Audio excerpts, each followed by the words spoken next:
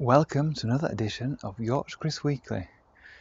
Gardener's World is finished, Beechgrove Garden's finished, but I'm still here in the garden and I'll be here every week all the way through winter. It's an absolutely glorious day today, extremely sunny, had a bit of wind earlier, had a bit of rain earlier, but it's absolutely beautiful for the most part. Got a lot to do today. We've got the Ensetes bananas to dig up. I've also got to bring in all the tender plants that might be hidden around the garden, so I'll be having a check around everywhere, make sure I've missed nothing. And I'll also be sorting out the Irisene cuttings that we did in the jars of water in the kitchen. So the weather's been fantastic overall recently. We've had lots of nice sunshine, we've had some very cold mornings, but we've had some really good crisp days. As you can see at the moment, it's absolutely glorious and hopefully it'll stay like this for the rest of the day.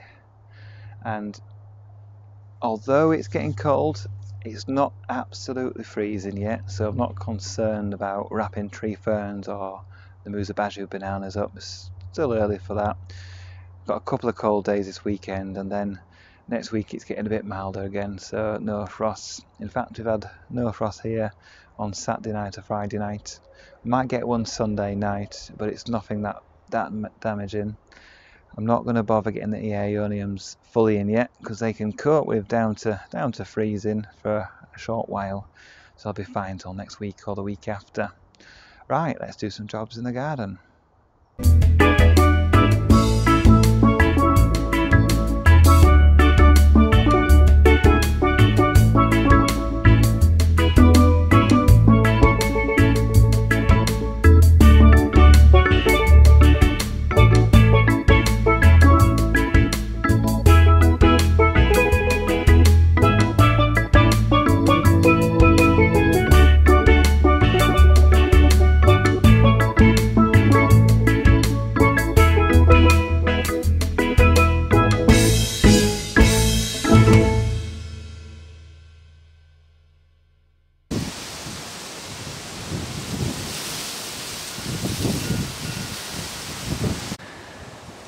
So here you can see that I've cleared away most of the summer bedding from the new border and just left with the Ensetes bananas to dig up and the Irisenes, which I'm hoping will get into seed.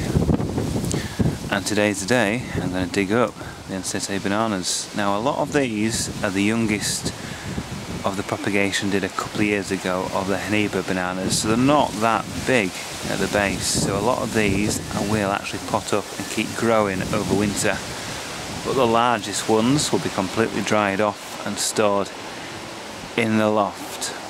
So it's time to chop off all these leaves off the biggest ones and dig them all up.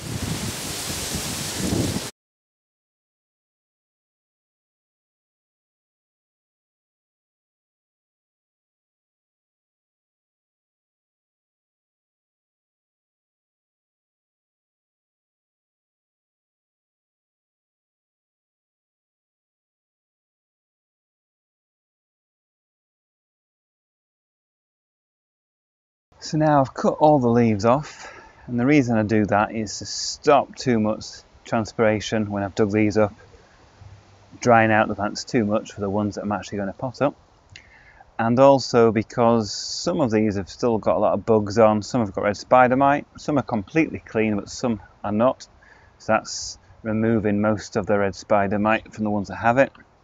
So I've just left the central growing unfurling leaf. Naturally I'll take that one off as well. So just got the unfurling leaf on all these around me, and it's time to dig these up now. So I'll just gently go around with my fork, get right under there, and actually that's come up really easily. Still got some good roots on, but it's such a loose soil because it's only dug in this year. And look at that root there, it's a long root.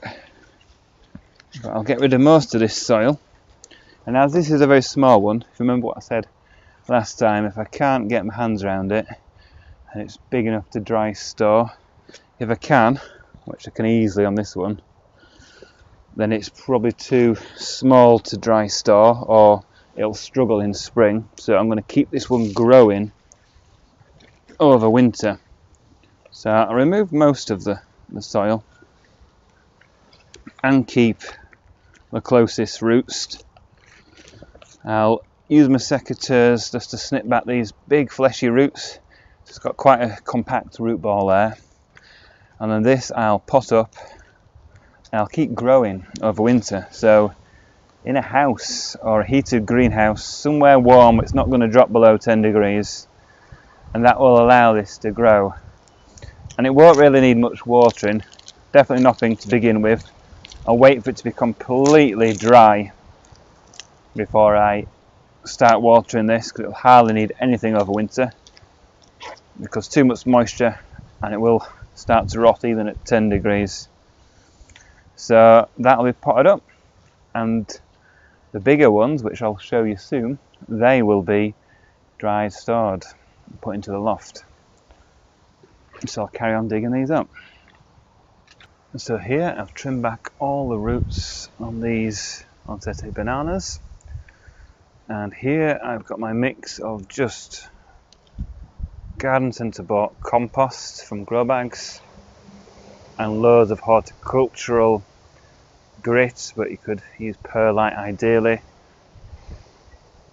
And I've mixed that so it's about 25-30% of the grit and the rest is the compost. And I'm just going to basically just pot these up. So get a suitable size container, put some of the mix in the bottom,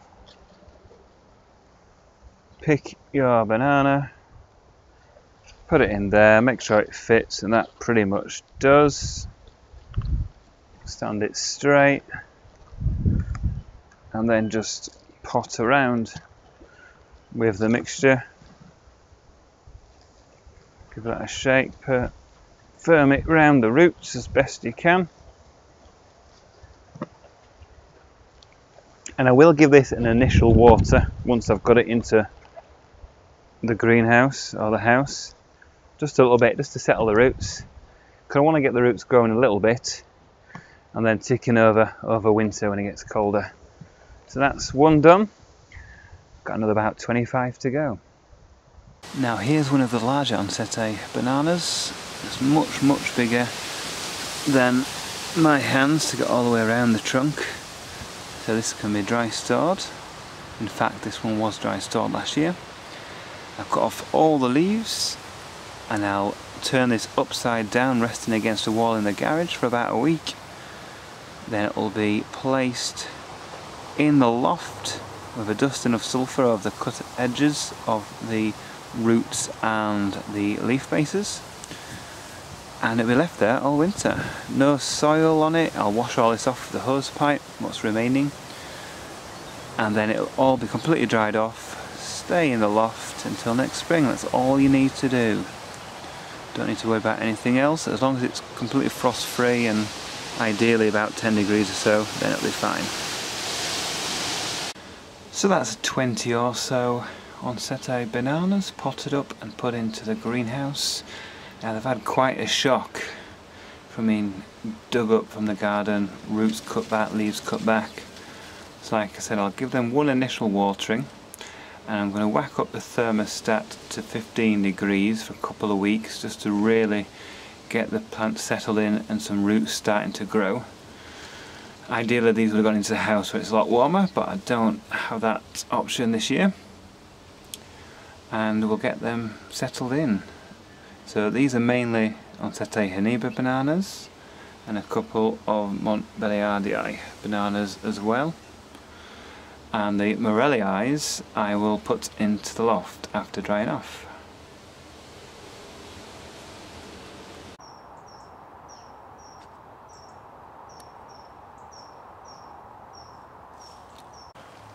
Now this Cyathea has grown really strongly this year, kept it well watered. It's got huge fronds still, covering over the path, and it's still unfurling them. It's been non-stop really since May. And this is tender, so this will be protected, but it's still a little early to protect this because the fronds haven't been damaged at all, and we've not had down to 0 yet. So I'll wait for it to get a bit cooler, and this will get the treatment of car tyres around the trunk, loads of straw around that, and just a bit of plastic or board over the top with a brick on the top just to protect it. But for now it's still looking really healthy, and it can carry on looking like this until the weather turns to proper winter.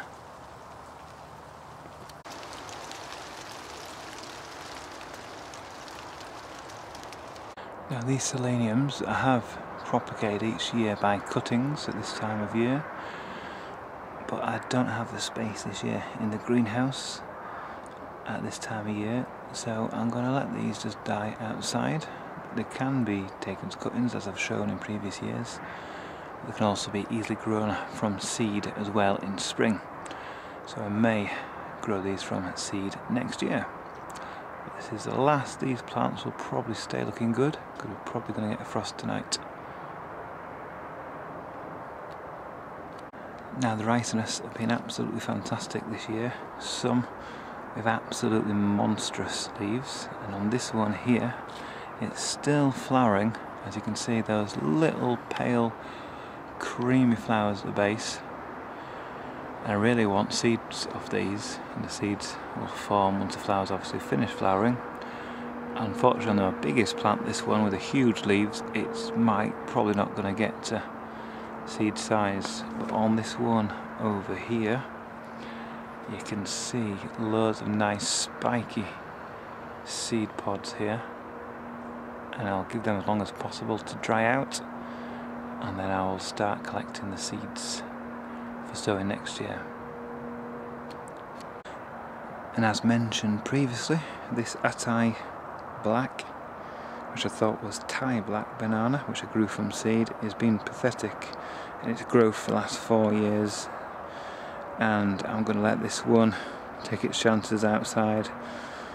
99% certain it'll die, but it's not really worth growing because it's so spindly growth and it's not as black as I expected it to be on the pseudostems, so that's one that won't be growing again. Now it's always worthwhile going through the garden centres and nurseries at this time of year when they're selling off lots of summer plants, tropical bedding, etc. because it's getting cold and they don't really want to store it over winter. So I picked this up from a local Wyvale garden centre, and this is a colocasia. It looks a bit sorry for itself because it's been bone dry and it was in very exposed position, getting battered by the winds. But this is a very nice colocasia with these nice sort of burgundy veins on the underside and sort of a bluish sheen to the veins on the upper side. And this is one called Colocasia Blue Hawaii, and as you can see I got that for £4 for a big plant in a good 5-litre pot, so very happy with that. And I'll keep this in the propagator over winter because it's one of the more tender types, and then I'll keep it on the very dry side. It'll dye back all its leaves, and then we'll get it into growth next spring. Another potentially huge growing plant is this Ensetes, but it is a tender plant, so I have brought it into the greenhouse. It'll stay in the greenhouse over winter, and I'll pot it up into an even bigger pot next spring and look after it a bit better than I have done and watch it grow to a sizable plant, a bit like a yucca or a cordyline, but much more broader, big leaves that will get huge in a pot, and it'll have to be kept in a pot for its life because it is a tender plant. So we'll see how long we can keep this one going.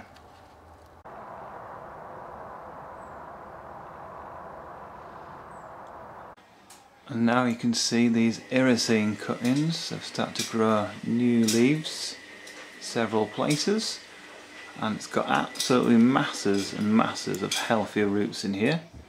So it's time to pot these up into multi-purpose compost, and they will go back on the windowsill until next spring. Thanks for watching this week's edition of Yorkshire Kris Weekly. It's been a lot to do in the garden today, and I'm to work late to finish it all. Next week I'll be sorting out the aeoniums, so join me then.